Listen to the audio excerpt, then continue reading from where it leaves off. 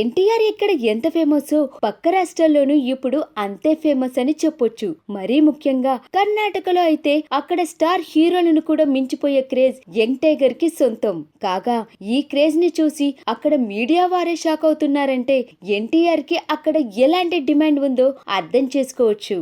కాగా ఎన్టీఆర్ నటించిన latest movie Janata garage అక్కడ ఊహించని విధంగా డబుల్ సక్సెస్ అయింది.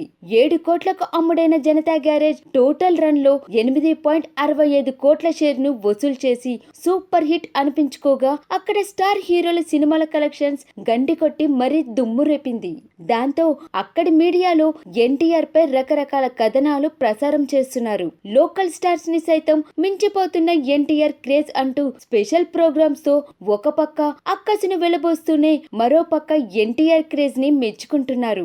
ఇలాగే కంటిన్యూ అయితే అక్కడ ఎన్టీఆర్ మరిన్ని రికార్డులు అందుకోవడం ఖాయమని అంటున్నారు.